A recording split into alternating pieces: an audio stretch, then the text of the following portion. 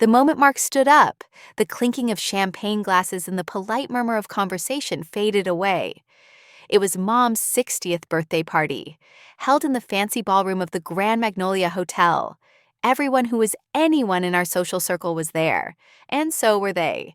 My ex-boyfriend David and my sister Jessica, sitting across the table looking for all the world like the perfect couple they'd been for.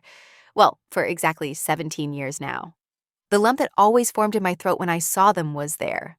A bitter, familiar taste. 17 years. 17 years since my life shattered. Mark cleared his throat, tapping a fork gently against his glass. All eyes turned to him. My husband. The man who had patiently put the pieces of my broken heart back together. He wasn't usually one for grand gestures or public speeches. He was a quiet strength, a brilliant lawyer who preferred the logic of the courtroom to the forced cheer of social events. "Good evening, everyone." Mark's voice was calm, measured, but it carried. A lawyer's voice. Before we all raise a glass to Carol on her milestone birthday, I wanted to take a moment to acknowledge something else. A ripple of curiosity, maybe a little confusion went through the crowd. My mom, Carol, beamed, probably assuming he was about to give a touching speech about her or our happy family. Jessica offered a polite, expectant smile. David, though, looked wary. His eyes flickered towards me for a split second, then away. Mark continued, his gaze sweeping across the room, landing for a moment on Mom, then Jessica and David. 17 years ago, my wife, Lauren, was deeply in love with David. They were talking about getting married, building a future together, a future that was stolen from them. The air in the ballroom went still. Stolen? The word hung heavy. People exchanged uncomfortable glances.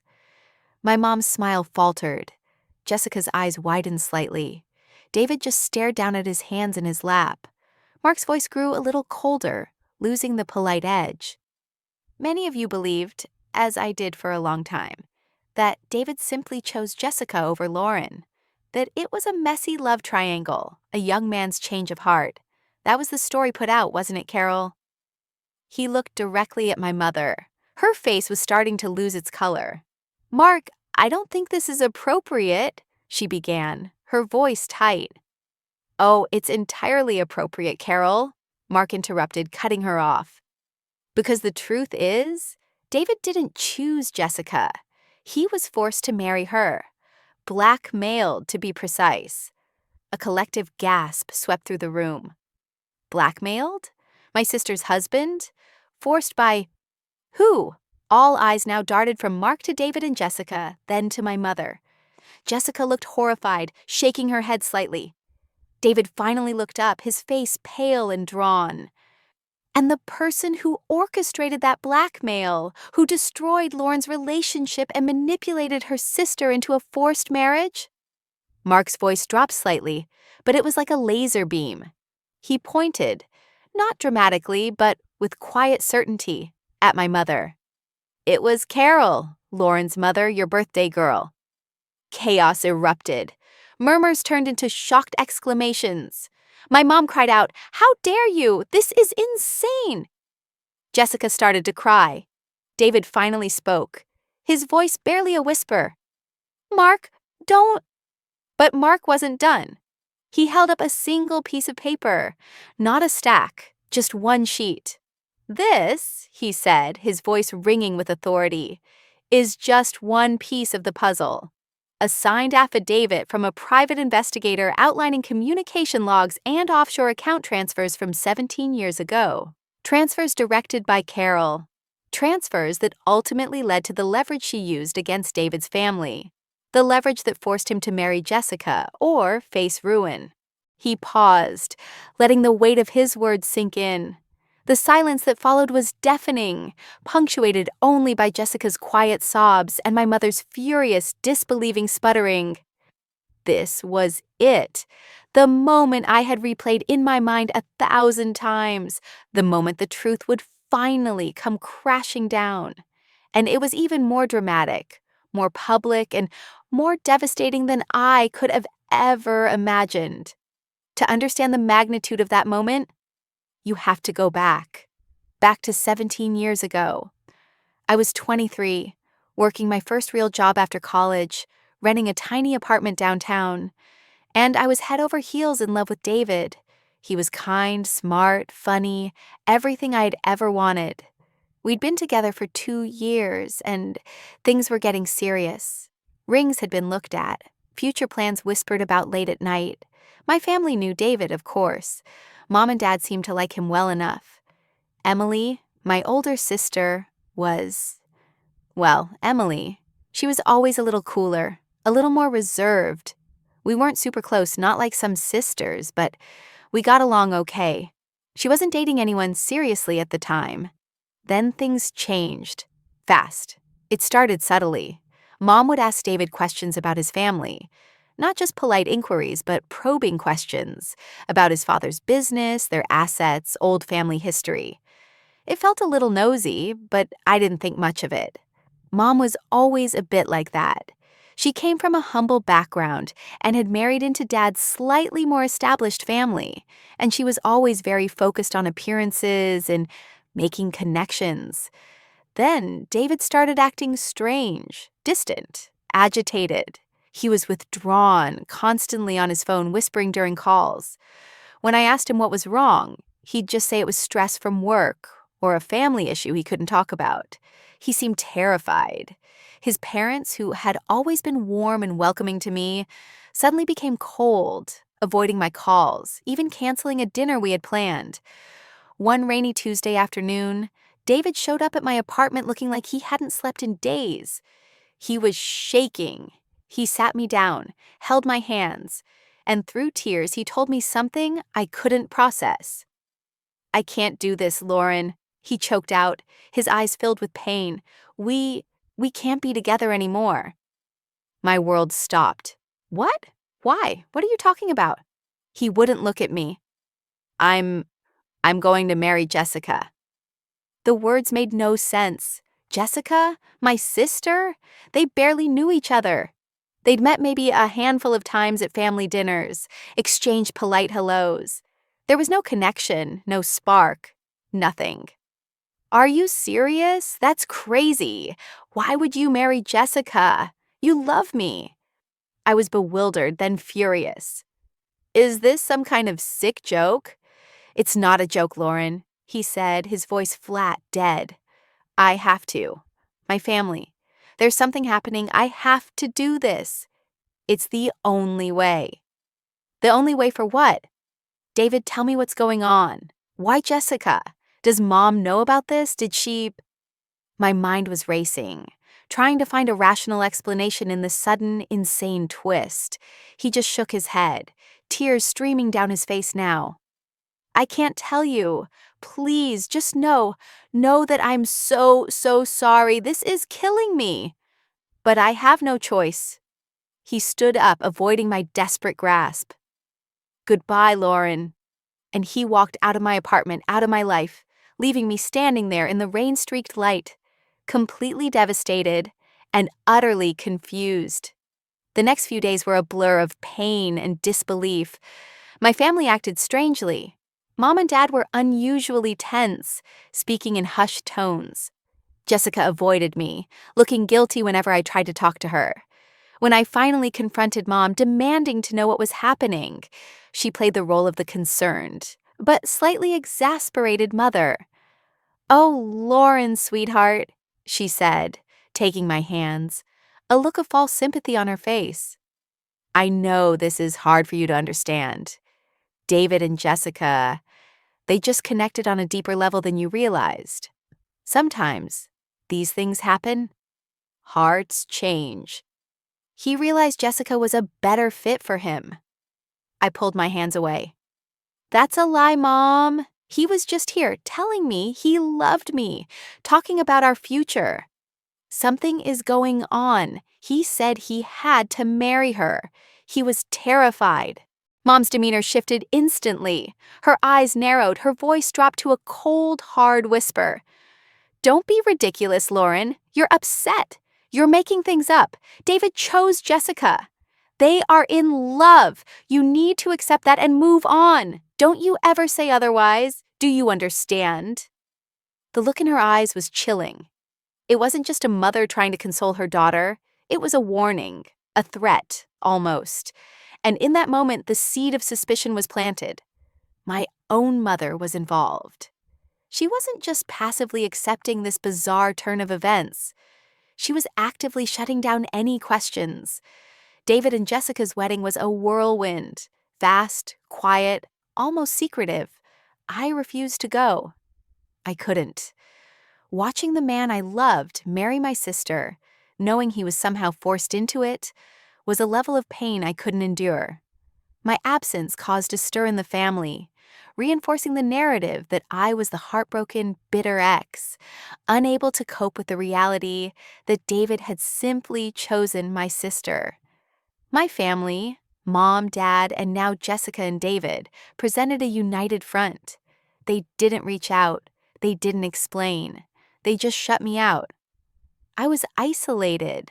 My heart was broken. My trust shattered. The confusion gnawed at me. Why did David say he had no choice? What could possibly force someone to marry the wrong person? And how was my mother involved? I had no answers, only the crushing weight of betrayal and the cold shoulder from my own family.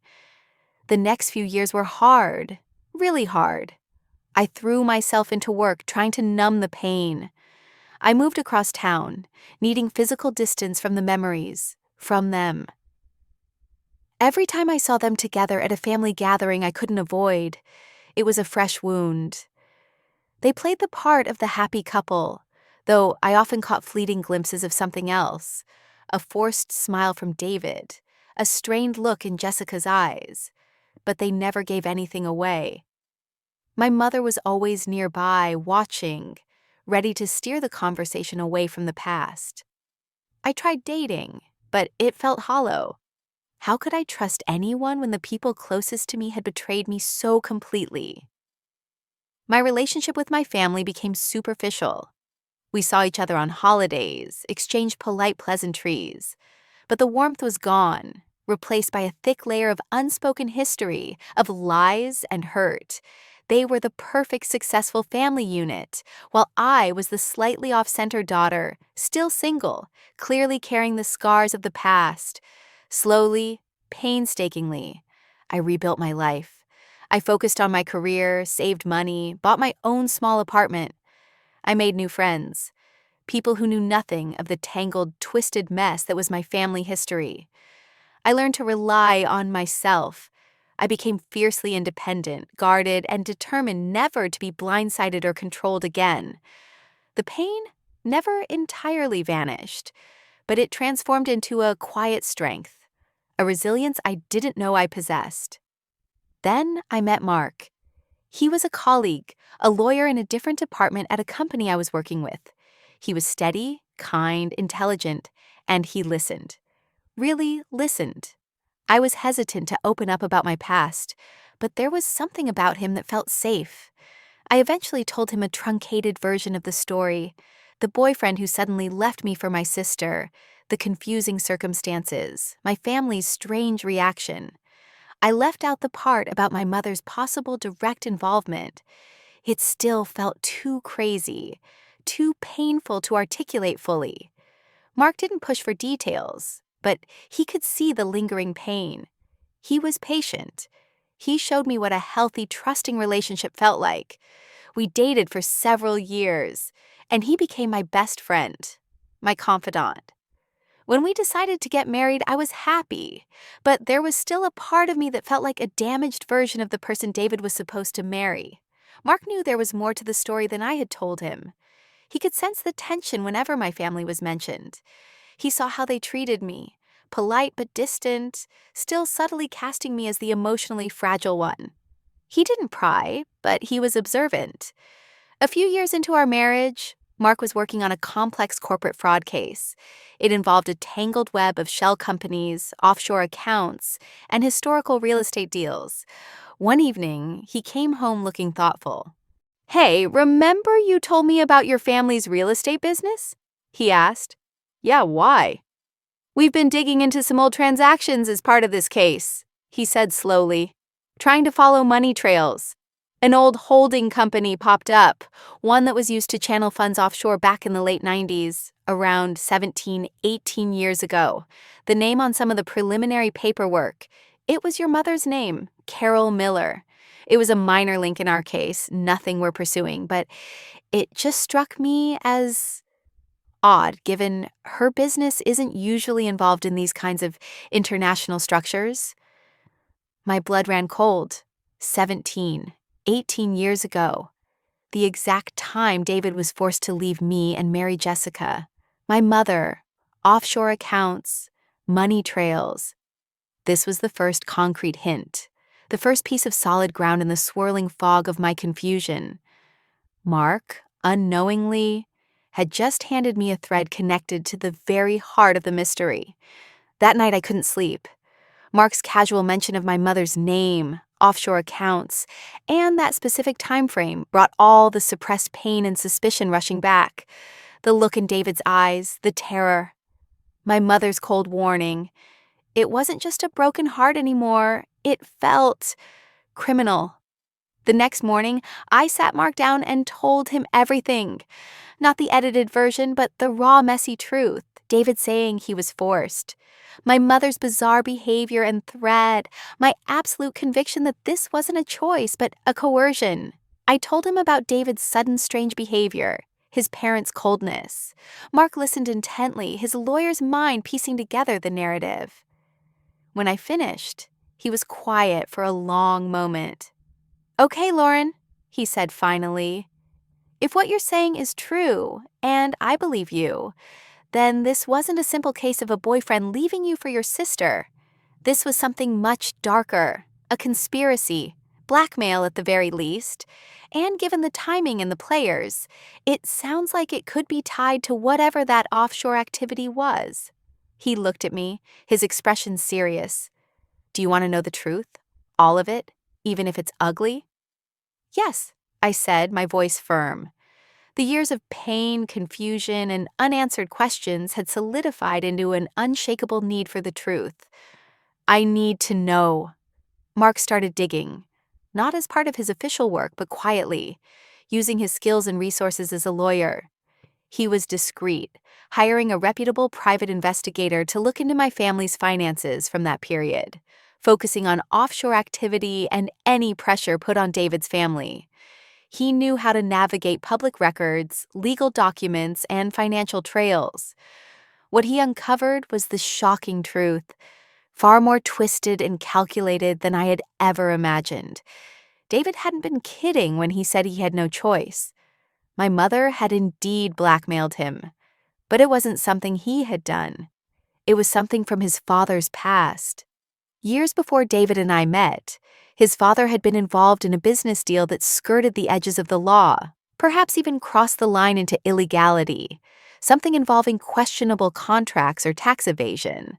It was a secret his family had buried deeply, something that could have ruined his father's reputation and business, maybe even led to legal consequences, if it ever came out. My mother, through her network or perhaps an opportunistic private investigator she had hired years ago, had somehow discovered this secret. She had gathered enough credible evidence, documents, witness statements, financial records, to expose David's father completely. She had approached David and his parents with the evidence. Her demand was simple and brutal. David had to break up with me immediately and marry Jessica. If he refused, she would send the evidence to the authorities and the press, destroying his family. David, young and desperate to protect his father and his family's future, saw no way out. His parents, terrified of the consequences, pressured him relentlessly. They couldn't risk everything. He had to sacrifice his relationship with me, his happiness, his future.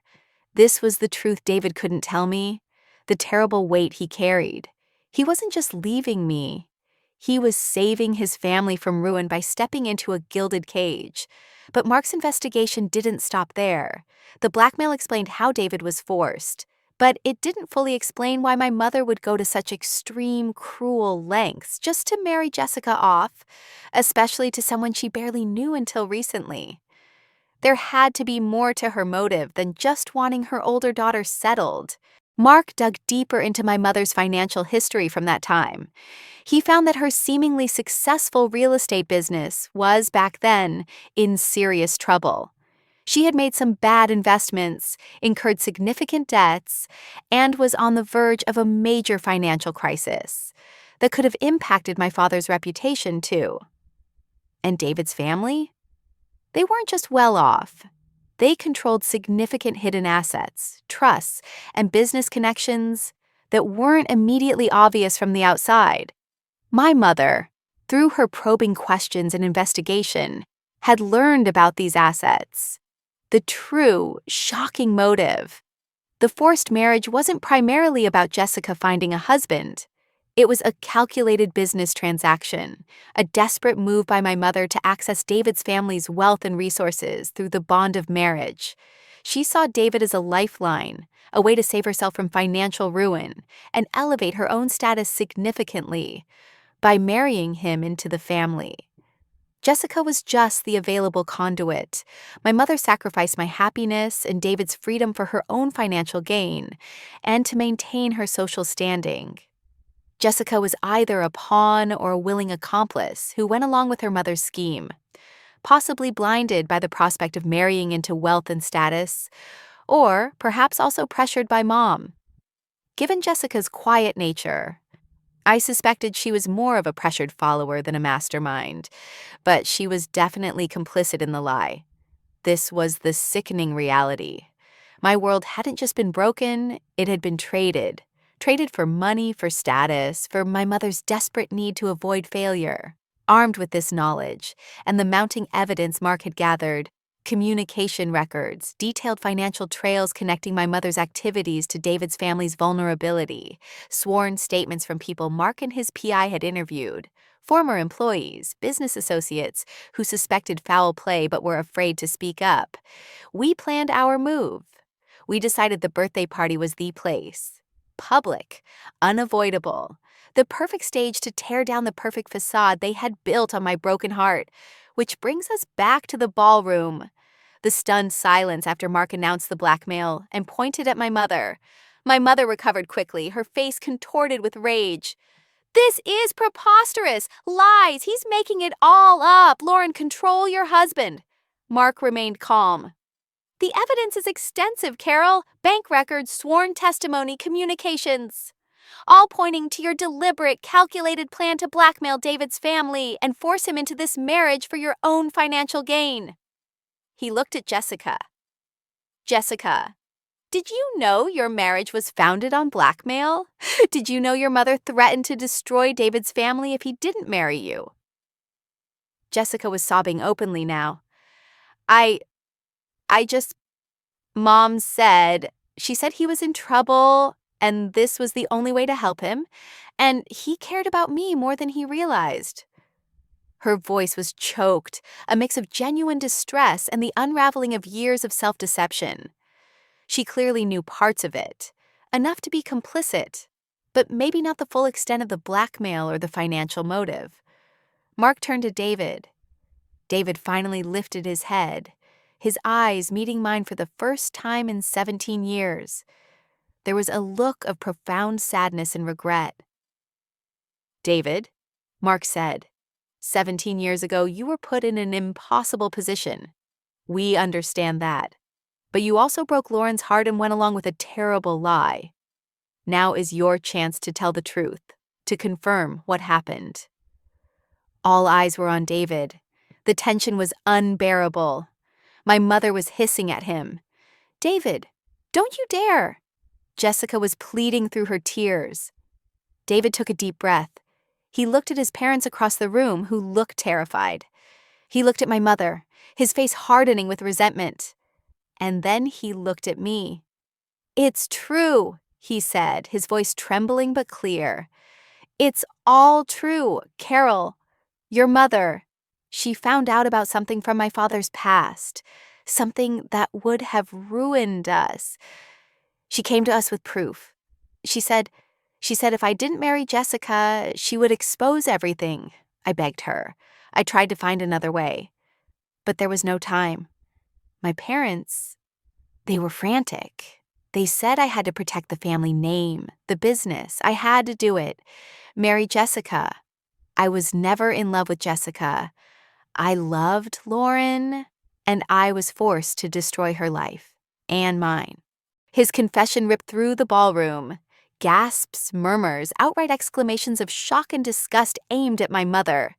My father sat there, stunned, looking completely blindsided. It seemed even he hadn't known the full ugly truth of his wife's actions or her desperate financial situation at the time. He'd probably just been told it was a family issue David had to resolve by marrying Jessica, trusting his wife to handle things. Mark didn't need to say anything else. David's confession, combined with the hint of evidence Mark had shown and the obvious panic on my mother's face, was enough. The truth was out. My mother started screaming. Truly screaming now. Denials, accusations against Mark, against David, against me. The party dissolved into chaos. Guests were standing, whispering, staring. Some looked horrified, others morbidly fascinated. My father finally stood up, looking bewildered and furious, pulling my mother aside, trying to quiet her. Jessica continued to cry, her forced life crumbling around her. David sat there exhausted, finally free from the secret, but perhaps facing a new kind of consequence. Mark took my hand. "Let's go home, Lauren." I didn't say a word. I just squeezed his hand and walked out of that ballroom, through the stunned crowd, away from the wreckage of my family's lies and my stolen past. Leaving the party was like walking out of a suffocating cloud. The air outside felt clean, cool. I leaned against Mark, taking a deep, shaky breath. It was over. The secret was out. The aftermath was swift and messy. David's public confession, though prompted, had legal ramifications. Mark, acting as my lawyer, initiated a civil lawsuit against my mother for intentional infliction of emotional distress, conspiracy, and potentially other charges related to blackmail and fraud. There were also discussions about the validity of David and Jessica's marriage, given the circumstances, though that was their issue to sort out.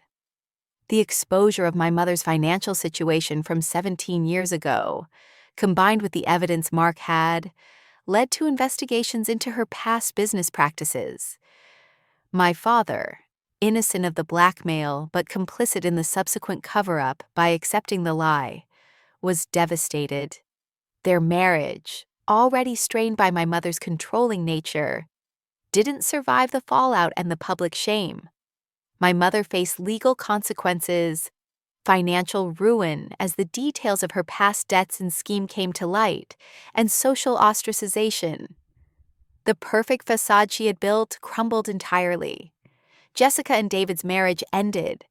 The foundation of blackmail and coercion was too rotten to sustain anything real. I don't know the details of their separation, but I heard it was contentious. David faced his own reckoning, grappling with his past actions and the consequences of his silence. I didn't seek revenge in the sense of wanting them to suffer endlessly, but I wanted the truth out, and I wanted justice. The lawsuit achieved that. I received a significant settlement from my mother's remaining assets. Not that it could ever compensate for 17 years of pain, but it was a form of accountability, a recognition of the wrong done to me. It also solidified my financial independence. My relationship with my mother and sister was irrevocably broken. There was no going back, no forgiveness for that level of calculated cruelty and betrayal. My father was also collateral damage. He eventually reached out, apologizing for his passive acceptance of the lies. But the trust was gone. I focused on my life with Mark, building a future based on honesty and mutual respect. The scars remained, but the wound was no longer festering. The truth had cauterized it. I was no longer the girl whose future was stolen. I was a woman who had reclaimed her narrative, exposed the rot, and built something stronger and truer from the ground up. Looking back, that terrible birthday party wasn't an ending. It was a beginning. The beginning of finally healing, of living without the weight of their secret, and of proving to myself that I was more resilient than any of them ever thought. My mother's greed destroyed multiple lives, including her own family. The truth came out, and there were consequences. But the emotional cost was immense. With a betrayal this deep, orchestrated by your own mother and involving your sister, is there any room for forgiveness? Can you ever truly heal when the people who hurt you most are the ones who gave you life? What do you think? Should Lauren ever forgive her mother and sister for what they did? The truth set me free. But rebuilding trust and navigating relationships after such deep betrayal is a journey in itself. Life with Mark is my foundation, but the ripple effects of that shocking reveal continue. What do you think comes next for Lauren? A. She finds peace and focuses on her new life, finally letting go of the past completely. B. She faces new challenges related to the fallout, perhaps involving lingering issues with David, Jessica, or her father, or dealing with the public aftermath,